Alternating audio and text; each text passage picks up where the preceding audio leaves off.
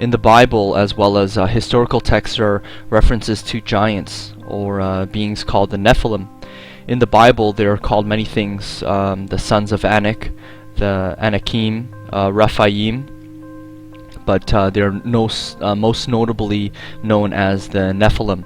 The origins of the Nephilim beings were from the fallen angels who originally came down to teach man righteousness on Mount Hermon. 200 of these angels came down, and as a result, taking on the form of flesh, just like Jesus did when he became man, they fell into temptation. Unlike Jesus, though, Jesus never fell into temptation.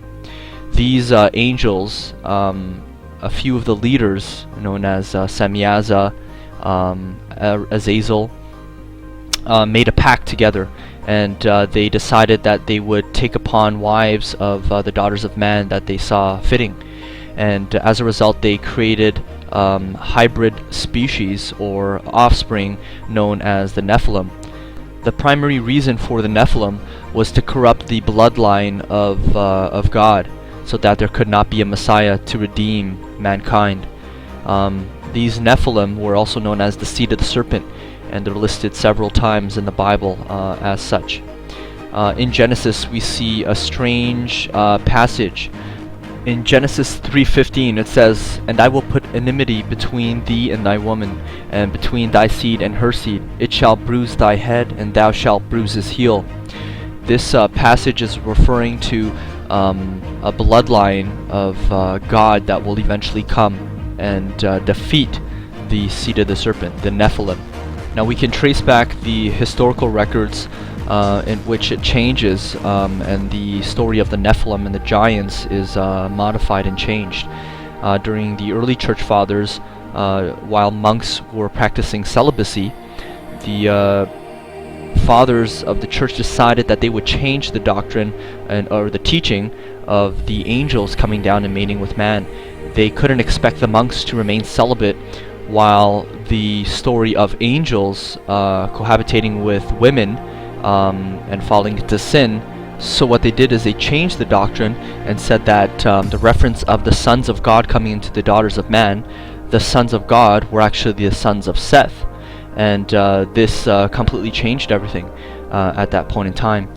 And when we look at archaeological evidence, we look at the structures in Baalbek, the land of Bashan, the Golan Heights, as well as Mount Hermon. We see all of these structures and tombs and gigantic temples that were built supposedly for kings, and I think for Nimrod as well in one of the areas.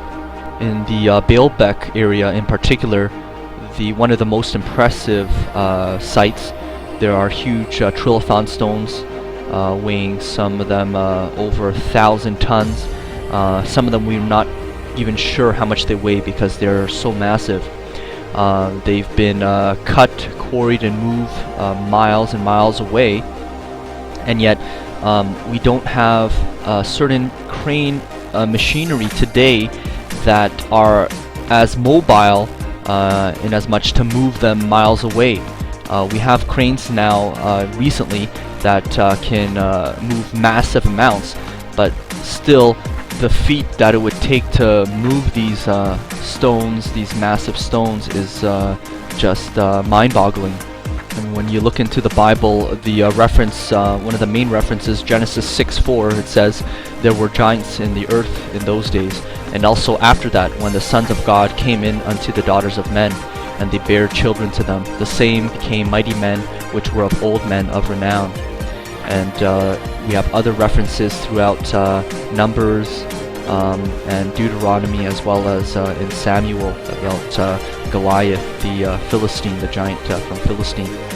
Now when we look into the history of the Bible in ancient times, one of the objections about the Bible and God is that, God is so evil. He wiped out other people that were around the Israelites. Part of the history behind that is that these people were evil, absolute evil in nature. They would offer their children up as sacrifices. They would eat them. there was just, the earth was filled with terror. And during that period of time, what you have to understand is that if you believe that there is a God and that there was a Messiah, the reason why he wiped out whole cities or neighboring peoples were that they were all evil in nature. They were the Nephilim. They were meant to corrupt the earth. And then in fact later on, God eventually sends the flood to wipe out the corruption of the Nephilim mainly.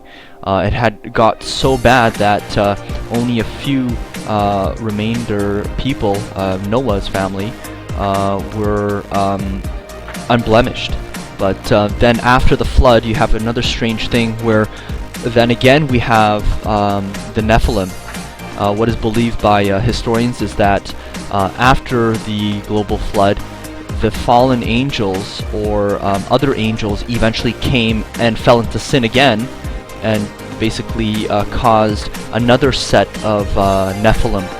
At this point in time, when David and other people eventually wipe out the Nephilim, Michael, Raphael, the archangel, and some other archangels are supposedly sent by God to round up those fallen angels, specifically the ones that came down on Mount Hermon, the 200 on there, and basically bind them in the abyss. So after that point in time, you have a complete change of what happens following. But in ancient history, the Greeks and the Romans talk about the Nephilim and giants that existed. Josephus, who was a Roman Jewish historian, talked about the history of the Jewish people, and eventually as well recounting how the Nephilim came about, and about at that period of time how they had the massive bones still on display for people to see, because they had been destroyed at that point in time. When we look around history around the world, we see other people who talk about the Nephilim. For example, there were certain native tribes who talked about giant Nephilim that would terrorize their people and carry off some of their clan members to eat them. As a result, what happened is they were fed up of the Nephilim. They decided that they would throw wood into a cave that they inhabited, and at that point in time they set it on fire, and they never saw those Nephilim again.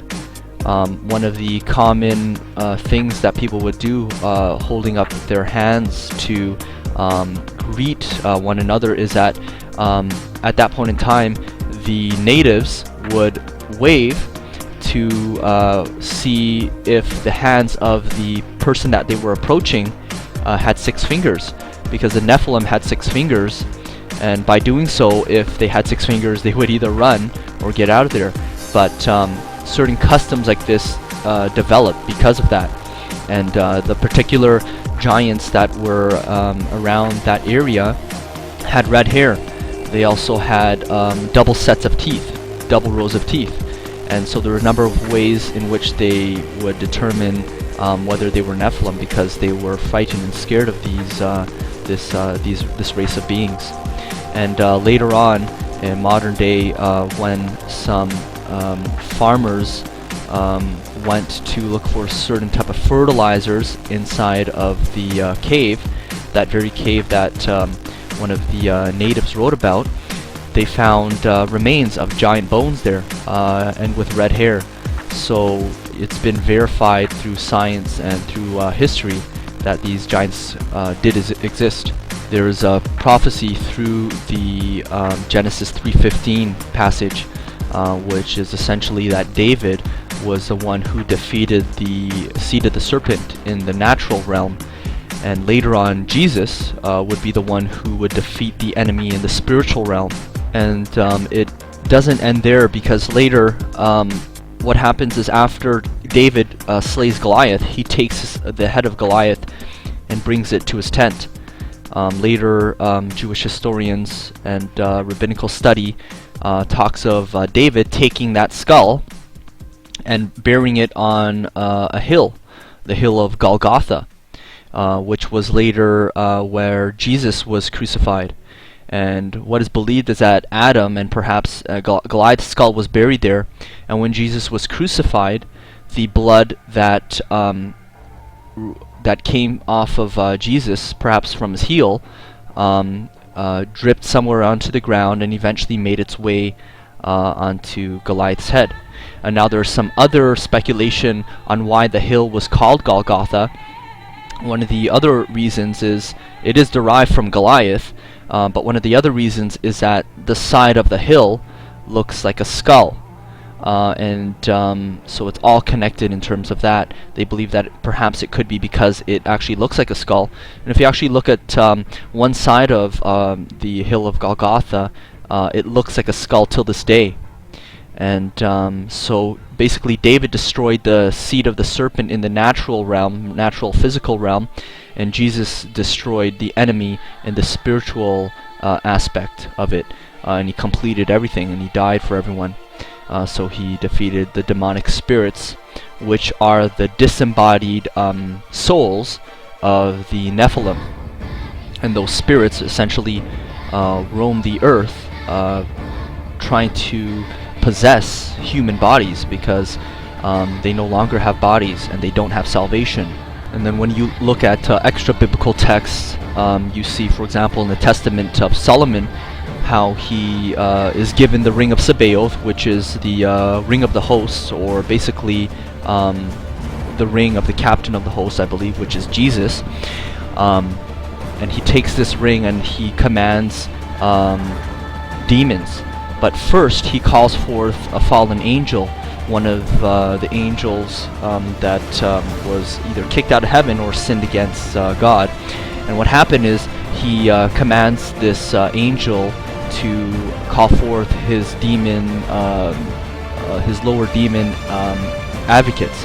And so eventually these other demons come forth, and Solomon asks each demon, what is your name, and who is it that you are an offspring of, and who is it that you are scared of, and who is it that can defeat you. And these demons go through who they were born of, and they talk about the particular angel that frustrates them or that they are scared of. And so it gives you a little bit more background on the Nephilim and the history all behind it, because the Bible doesn't talk too much about it. But during the time of Jesus, they knew of these type of things. It was common knowledge and was passed down. It was a common day thing, so it wouldn't make sense for them to write it down. Archaeological digs and finds that we've had are absolutely fascinating. For example, Maximinus Thrax, Caesar of Rome, who lived from 235 to 238 AD, his skeletal remains were 8 feet and 6 inches. Around the Euphrates Valley, we found a 15-foot skeleton, as well as many giant tombs with other skeletal remains have been uncovered there. In 1577, we found a 19-foot skeleton under an overturned oak tree in Canton, Lucerne. We also find in 1456 a 23-foot tall skeletal remain around a river in Valence, France. As well, in France, there was another 25-foot skeletal remain that we found in 1613 near Castle Chaumont in France. And history, demonstrates that we have in the past had giant beings living among us in ancient times, and it clearly it demonstrates that. So thanks for watching. Rate, subscribe, like, and comment, and I'll see you guys next time. Okay, take care. God bless.